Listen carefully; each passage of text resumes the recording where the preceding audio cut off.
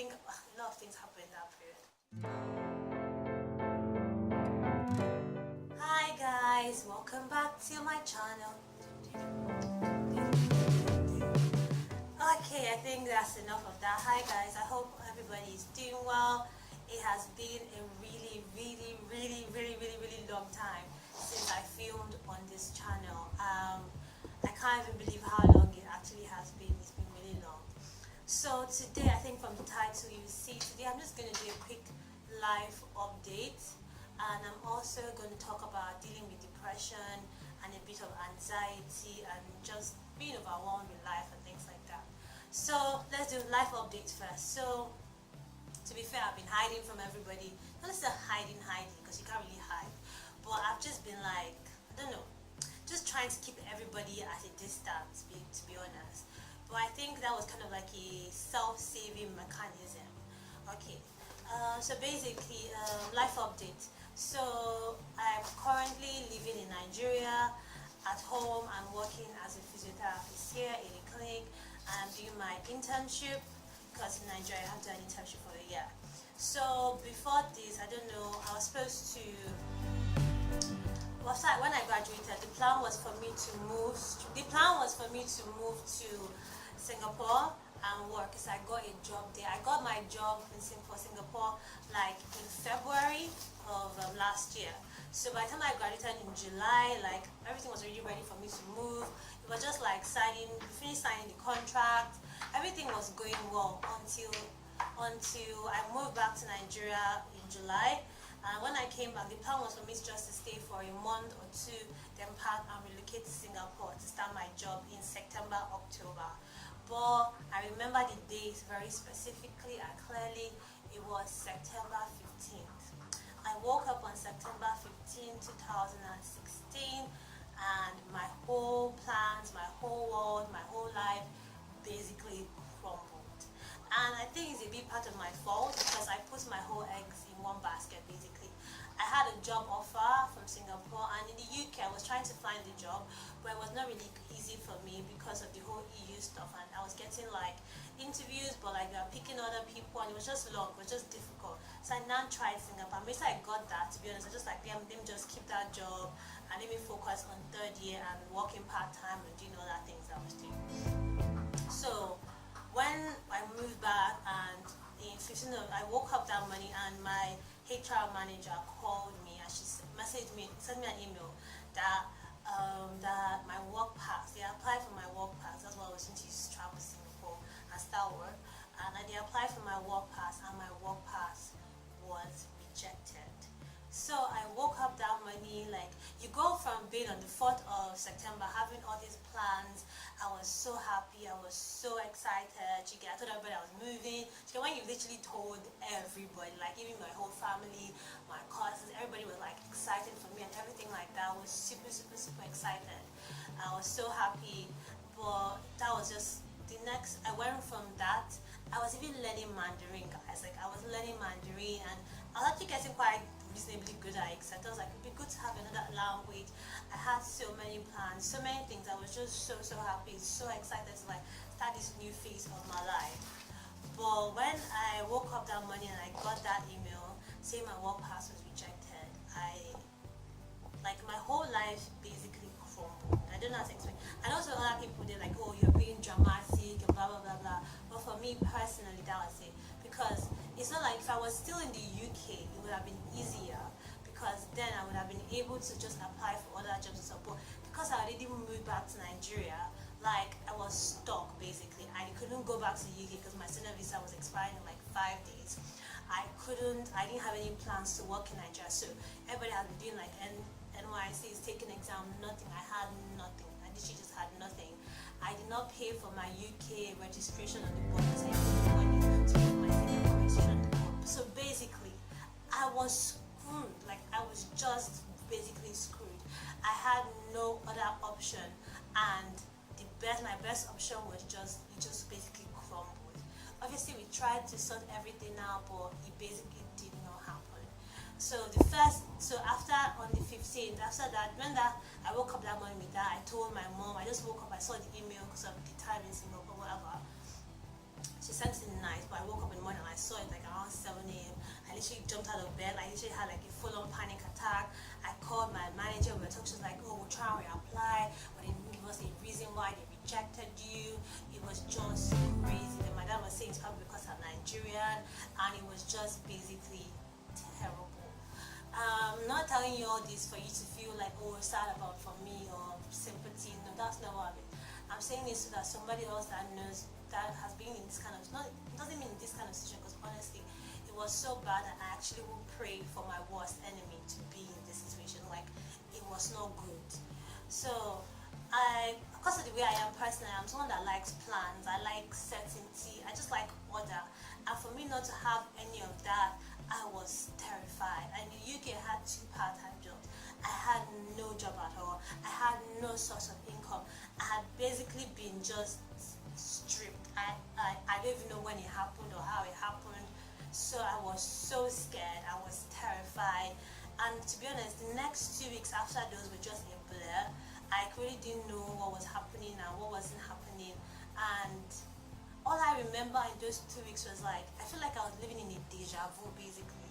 Like a really, really terrible dream. And every day I would wake up, I would go to the bed at night and I would cover myself and I'd be really scared by like the corner of my bed. And I would cover myself and I'm like, oh God, maybe when I wake up, it will all be a terrible dream. But every day I woke up and it wasn't a dream. So I called my best friend, I told her what happened, Vanessa and everything. And we decided to pray and fast. But I was praying, I was fasting, but like it was happening, but I couldn't wrap my mind around everything.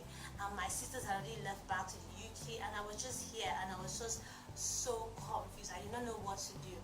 Guys, I kid you not, I cried okay, let's say I cried minimum of once a day throughout that period. I cried every day, like every single day. Then that's kind of where my depression came from. So I was depressed for I'm not clinically diagnosed with depression, whatever that is, but I was depressed for at least 3 months, 2-3 months between those, but I can't really remember. I just know in that time I wasn't just myself. Every little thing I would just cry, I would just be scared. Like, it's like constantly being afraid. Like, I think that's what my feels was depression time. I wasn't eating, like I didn't even realize I wasn't eating, but I wasn't working or anything, but I wasn't eating enough to sustain me not even doing anything, that I was dropping down the scales. I literally lost like almost 4 kg in the space of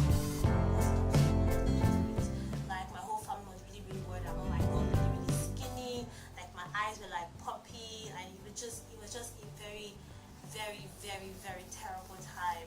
And in those moments, I remember it was like, I don't think I'm going to make it out of this. There's no way I'm going to make it out of this. There's just no way.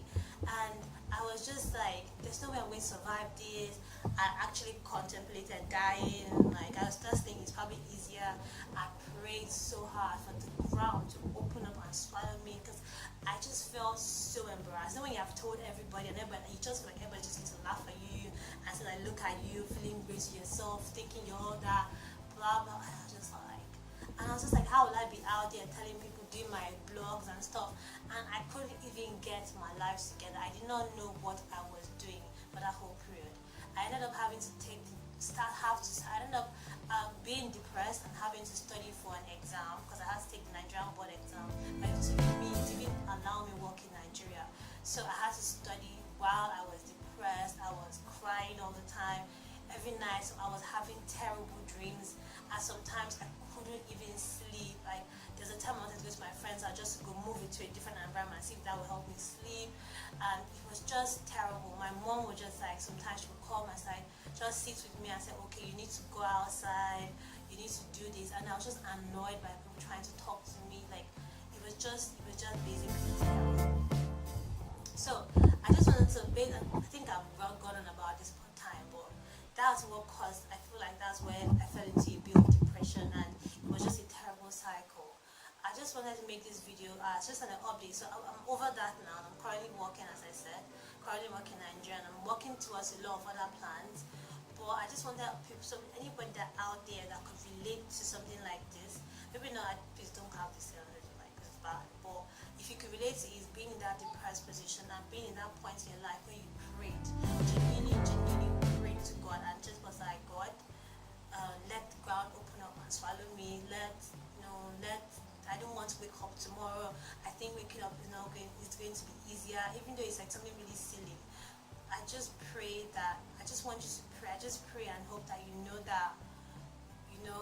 it's going to pass. It's terrible. Like I still get like when I think a lot of things happen in that period.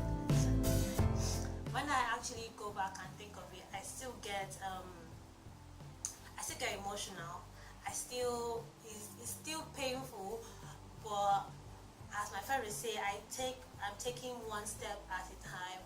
I'm taking each day as it comes, and I want you also to take each day as it comes. And you should just, in that time, all I could do was day to day. I couldn't do more than one day. And I just want you to know that even if you're contemplating, praying that the ground will sort of open up and swallow you, that it's going to be okay. You know, I'm not saying that my journey has just kind of started again, I guess. But I just wanted you guys to know what has been going on before, why I've been so MIA, and also to encourage anybody that has been in a terrible situation, feeling depressed, feeling like your life is over. It's going to get better. It will not get better in a week. I thought it was terrible. It might get better in a month, but it will. I don't know at what point in time it does, but you start to heal, because that's the best thing for you to do. And please be kind in this video. I am not please don't be terrible in the comments. I just hope that anybody has gone through this depression, or if going through depression, any phase, that this video touches your heart and it helps you, and you just know that, you know, it's happened before to other people. It's happened to me. I'm here saying, and I hope to God that it helps you, and for you to just know that it's going to be okay. I don't know how, I don't know when, but it's going to be okay. But you're going to get through it. There are the days that you don't want to get out of bed and you just don't want to. That's fine. If you don't want to get out of bed that day, you know what? It's okay. Take your time. If you don't want to talk to people, it's okay. You know, don't do that. You heal yourself. I always say that if you can't heal yourself from inside, you can't give anything else good to anybody else. So make sure you take the time to heal yourself and come back stronger. So this is my experience of my life update and dealing with depression, anxiety. I think I've come out of that phase. I'm much stronger. I'm getting back to myself. I'm becoming more of myself, and I'm finding myself each day. And I just pray that this helps somebody. Thank you so much for listening. Welcome back to Everyday People by Lydia. Yes, don't worry. Next one, videos are going to be so much funnier, much lighter. We're not going to talk about depression and all that kind of stuff. But we're talking about much more interesting things, much more fun things. Make sure you like this video. Make sure you share. Make sure you subscribe.